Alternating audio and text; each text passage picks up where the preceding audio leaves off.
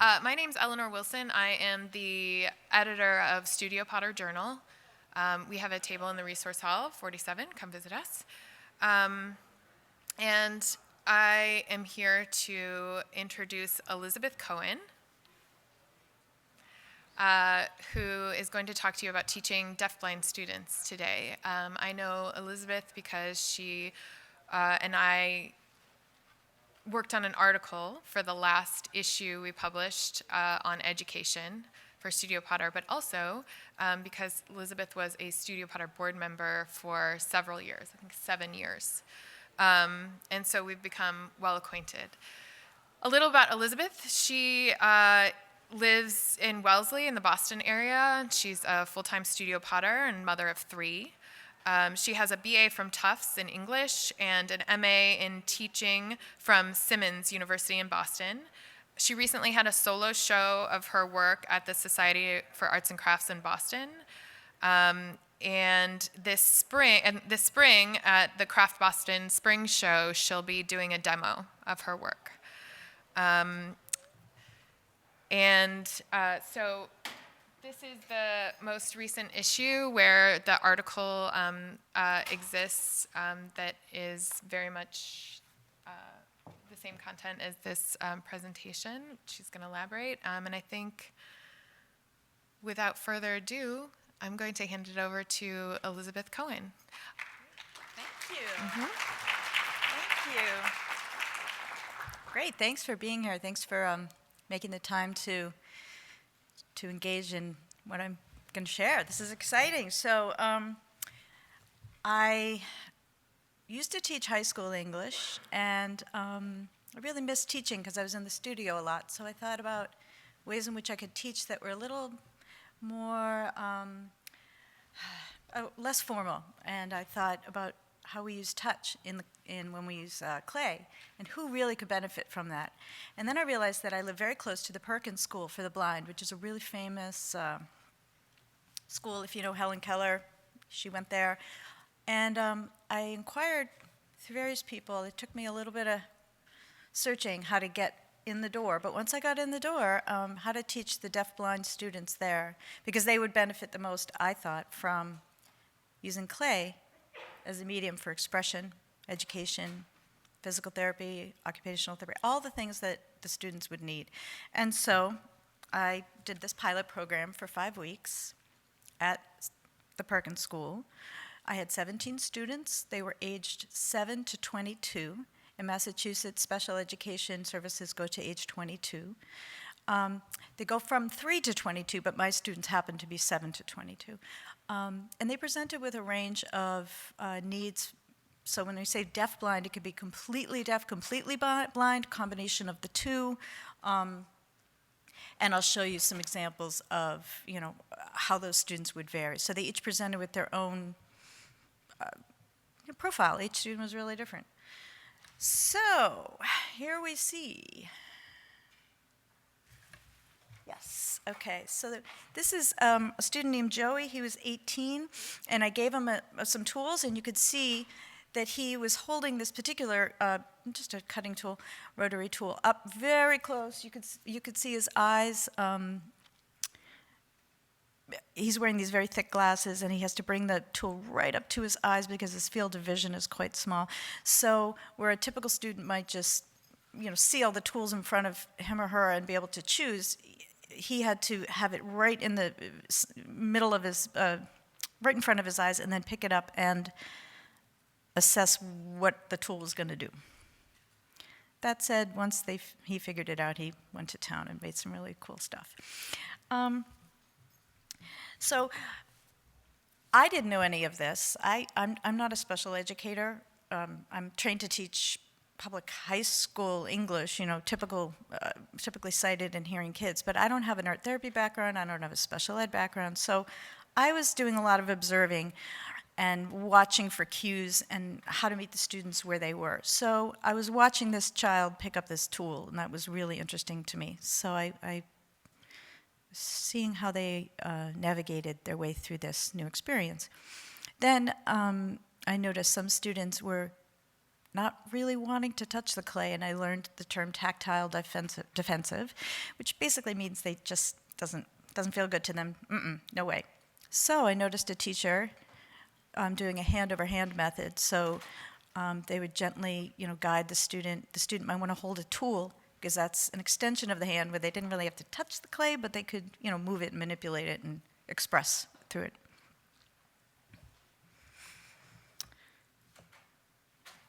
One thing that was really interesting, the classroom was, for me, quite quiet. I'm used to, 20 teenagers in a room not being quiet. And because they weren't talking very much, it was, I had a lot of time to observe and take notes. Most students came with an aide. If they were a little more independent, I had a few that were older and independent, they would come by themselves, and that was really nice because we could get into some real individual work with them. This student here was completely blind and deaf, and you can see she's really physically engaged with that clay. Her name is Katie, and she just, the minute the teacher put the ball of clay in her hand, she wanted to use that clay, and she just sat right down and started manipulating it. And then we gave her some tools. She loved to bake, so the translation between the cooking skills the kids are learning, the life skills they're learning, and the clay really translated well. They completely got it. Rolling pin. Okay, go. So she's rolling some clay out here, and really leaning into it and really enjoying that. She loved the clay so much that after her half-hour lesson, every Wednesday, she wanted to take the clay with her. She was holding it to her body. She wouldn't give it up. So we agreed, since the clay was safe, non-toxic, if she ate it, it was going to be okay. It wasn't sharp. She wasn't going to hurt herself in any way, so she could take it with her. So that was another really nice thing about the clay, is that for this population, it was a medium that met a lot of standards for safety issues with these kids. So Perkins doesn't really have much of an art program for these kids. They have a room, and you can see that the music happens in this room, the art happens in this room, and I don't know what else happens in this room, but it was sort of an extra space. They have a little bit of art when they can squeeze it in, but nothing formal. I was really surprised by that. I want to make it clear that this is for the deafblind kids, students. This is not the Perkins School for the Blind, just for the blind students. That's a huge program, and they have lots of resources. This is a much smaller division of this school. And I didn't have a sink. I didn't have running water of any kind, so we kind of improvised, which is probably, for all of you educators out there, you know about that. So made sure the clay was non-toxic, got some bags of clay, I brought some plastic and other tools just for my supplies at home, brought in some glazes and a big bucket for the water and some sponges and paper plates to work on, and we went to town. So here's a student working. You can see that his hands that you can see a deformity in his hand that is holding the plastic fork. He rolled those coils, though, and is clipping and scoring to put them together. And he was using the paper plate as a mold. This is a project that I showed them. I showed them the basics, and then they could riff on how they wanted to express the coil and the snail shape. So this is what he was doing. But you can see that often with the deafblind population, they present with medical challenges that aren't just being deaf and blind. The reasons they're deaf and blind are often very complicated. Sometimes it's a genetic syndrome like Usher syndrome or Charge syndrome. Some of you may know what these are. Some due to premature birth, due to other complications. There's over 70 reasons why someone might be both deaf and blind. And there is estimated that there are 10,000 deafblind children ages 0 to 22 in the United States and 35,000 adults. So the population is about 45,000. To my knowledge, I don't believe there's any formal art or definitely not ceramic curriculum or projects going on out there to serve this population. So I'm really interested in, perhaps some of you might know of things, and we can talk later about how we might collaborate to grow this kind of programming for this population. So, so you can see these particular physical deformities. Often these students present with developmental delay, other, autism, other issues that sometimes they're in wheelchairs, sometimes they have GI tubes or other, physical complications like that. And there's one other thing I was going to say about I'll come back to it. Okay, so this is a young man who's in a wheelchair. He was really very compromised, but there's the aide holding his hands and helping him touch the clay.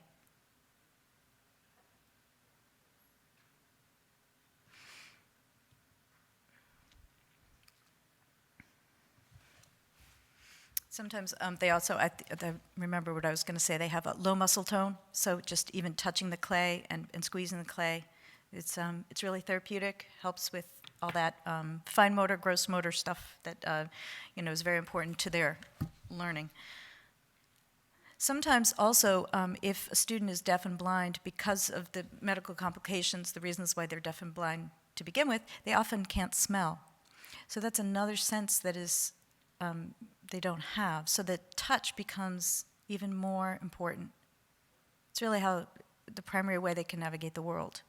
So ceramics is all about touch, the clay.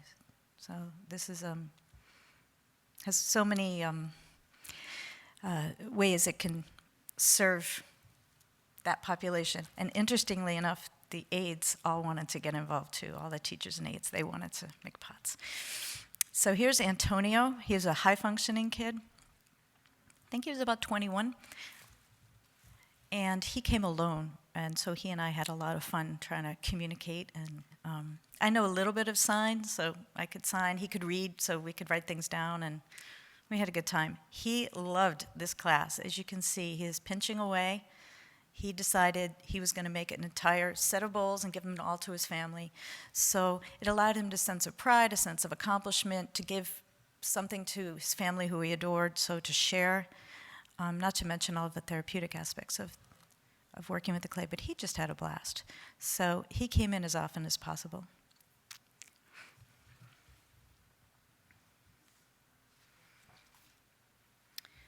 So this next series of slides shows two brothers.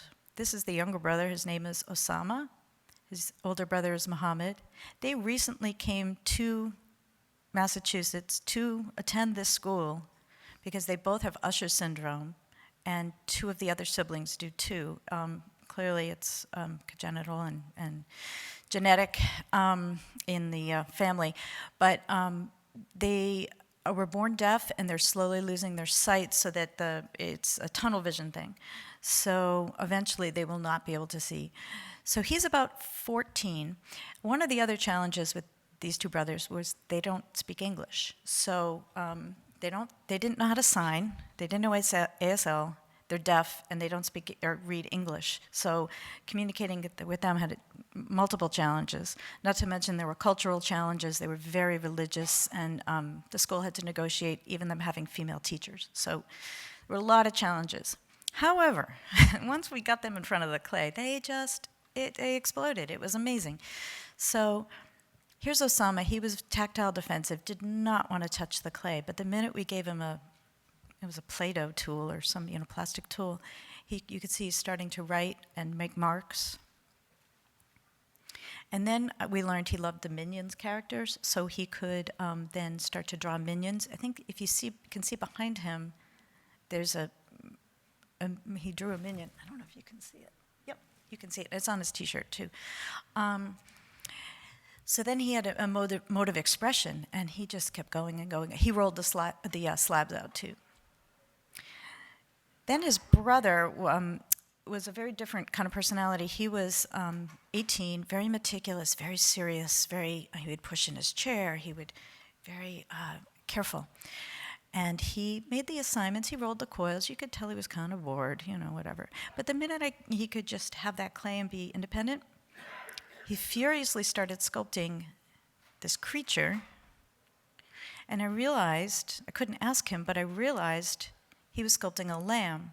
And it had just been Ramadan, and his family, I gather from what he was expressing, had slaughtered a lamb or a goat for a Ramadan. And you can see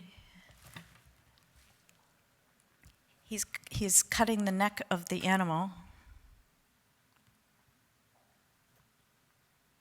And then he put his finger to the place where the neck was and put it to his lips, the blood, reenacting what I assume, I don't know this, but I can assume what had gone on in what he did that weekend, And he can't chat about it, but he could sculpt it in clay. And here he is working on it. And he did this 3 times. He scrunched up the lamb or the goat and made it 2 more times, for a total of 3 times. So this was something really important to him. And he worked very quickly and very intensely. It was fascinating. This is Erica.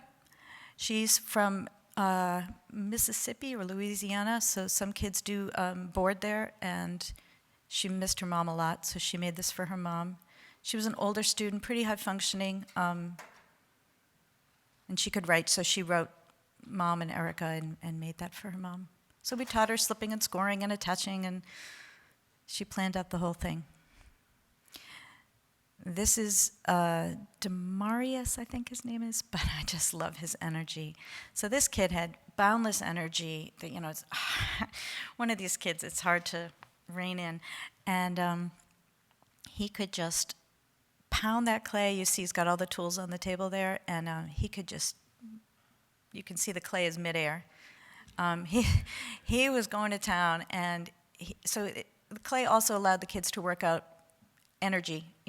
He had to sit in class inside school a lot, and that was hard for him. But he really enjoyed the physicality of the clay. This was for the deafblind students. This was the sign for art. So they would put that in their hands, and they could know that the paintbrush means art. Time for art class. This is Win. Win. Also a high-functioning student, came by himself and loved to roll out the slabs. He was very concerned about how the firing process worked. He asked a lot of questions, like, how's this going to get hard? And what he couldn't quite understand that. And it is a bit abstract, how clay goes from soft to fired material. But once we got all the pieces on the table, he really enjoyed going through them and looking at how the results changed. So another aspect of this, working with this population and having them see the benefits is the cause and effect. So first it's this, then it's that, how things change. And all those things that we take for granted when we teach, typically able student, this is really important for all kinds of educational reasons, and clay can really offer that to them in a very direct way. So he could see, here's the slab I rolled out, now it's different. He could see color too, I think, so he knew what the color was. And this is Antonio glazing his production line there. Very proud, very happy.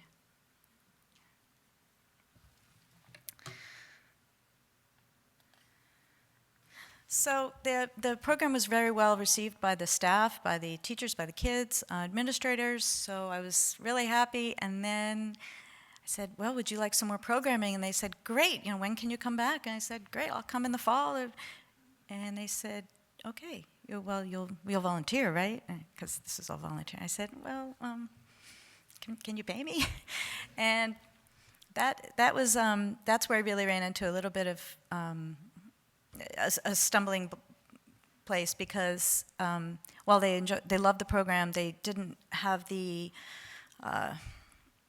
capacity to write a grant or budget me into their programming. So I was a little disappointed about that, and I don't know if that has changed. I will approach them again. I know there's been some changes there, but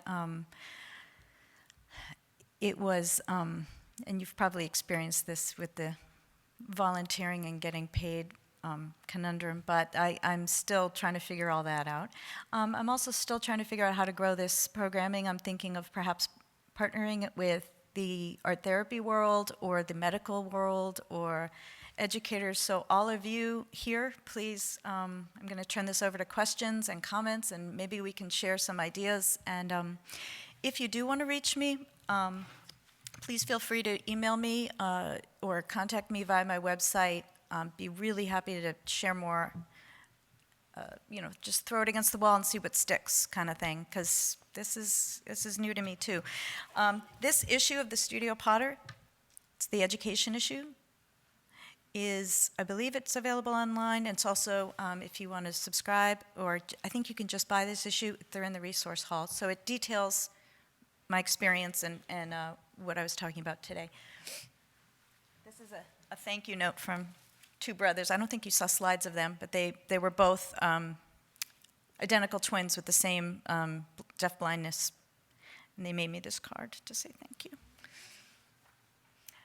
So let's have a discussion. Questions, comments? Okay, right there. Yes. Right. How did I introduce the project? So you mean to the students? Yes. So I think the aides and the teachers said, we're going to art now, we're going to work with some clay or some basic introduction, but it was very loose, very informal. They kind of showed up and we kind of just did it. It was very fly by the seat of your pants kind of thing. Very informal. Yes, in the back? Yes, you. Great. How can we make events more accessible to the deafblind community? I'm really not an expert in that. I wish I could comment more at all. Is there anyone out there in the audience who might be able to answer that, how we can accommodate more successfully? Because it occurred to me, I was just thinking about touch and how we approach clay and, the exercise where we close our eyes or put on a blind so we can feel the clay and all of that. And I was thinking, well, gosh, what if you can't see and then you can't hear and you're trying to work with clay? And the whole idea of how touch is such a primary thing, a way we come to clay, and that someone who is sensory deprived might also come to the world. And it just seemed like a logical conclusion. I don't know, maybe I'm just naive and I don't know. It just seemed like an incredible way to serve a population that is isolated and lonely and wanted to give it a try. And luckily they said yes. So one thing, we're running out of time, and I know there's a lot of hands, so what I'd like to do is take a few more questions, because they threatened to cut the mic at the time. But I would love to continue outside in the lobby, so let's do that if I don't get to you. Yes, you've been patient, thank you. Again, I'm not a trained special educator per se, so I think that's a question for someone who is particularly trained in that area of how to not enable. And I just use my gut, and I try and really work at that student and focus on what they are and really watch what they're doing and watch their body language and meet them where they are and all of that stuff. But I don't have any specific academic way, right? And I think learned reliance might also be true for lots of situations. I don't have an answer for you, but perhaps someone here might. Thank you.